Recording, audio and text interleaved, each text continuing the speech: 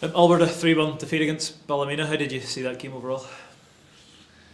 It was difficult from the start when we lose a goal so early, and then when your confidence is low as it is, you don't want to be losing early goals. So we've lost a goal and we've reacted well.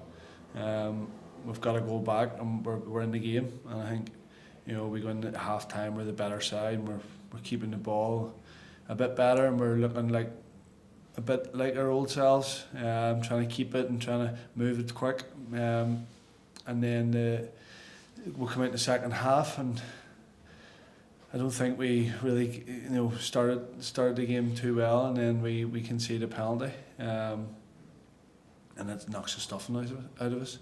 And sometimes you get that whenever you're low in confidence and stuff's not going your way, and it ends up you get the decisions against you, and if it's going towards goal, we would be calling for it. There's not much I can do about it, but it's one of them ones that you've seen them given. So it knocks the stuffing out of us, and then we're up, climbing the mountain from there. And it's not easy whenever you're low in confidence, and boys are not. It's just not quite falling for you. In the whole game, we didn't create many chances within the game, clear cut chances, and we didn't play like we were a bit reactive rather than proactive all over the pitch, and it was kind of way. Sometimes that happens it does happen whenever I've been there, done it. Whenever you're low in confidence and you're just trying to get you're trying things that you don't usually try, because you're trying to get back in the game, and you're trying to lift the boys and you're trying your hardest, and it just doesn't happen. Yeah, you've mentioned there about being low in confidence, and the squad low in confidence a few times. How do we go about turning that around? How do we go about trying to finish the season strongly and knowing that the playoffs are there in front of us? Well, first of all, we can't concede goals like we have been, and that's the basis of anything. We've talked about it at length. We've tried. Our focus mainly in training is trying to shore up the back, because things haven't been going well. If you look at the chances people create against us, we've probably the lowest created against us, but they seem to score, and I don't know what that you can call it.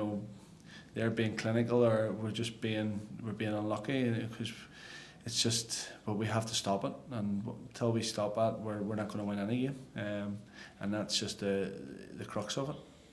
It doesn't give us a platform to build on, but it's disappointing. But like you say, we're in this situation, and we've boys in there that's been in the situation before, and we just have to lift ourselves up and try and turn it around. And it's a mark of your character. If when at times of need you stand up and be counted. We have a 2-week break now, and we go into the split against Coleraine next here in a fortnight. Is that little bit of break maybe come at a good time to try to refocus, or whatever may be needed come this running?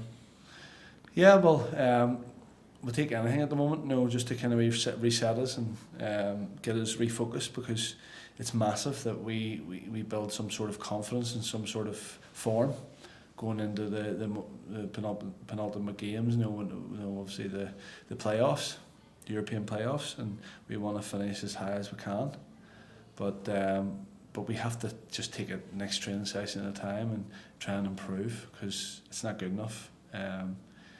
A lot of us are not good. It wasn't good enough tonight, so we have to, whatever one reason or another, we weren't good enough, and we have to reflect and get better, individually and collectively, or we'll not improve anything. We'll not improve our confidence. We'll not win any games. So we have to improve that first and get around each other and try and get us refocused. Like you say, the 2-week break can maybe do that. Great, thank you.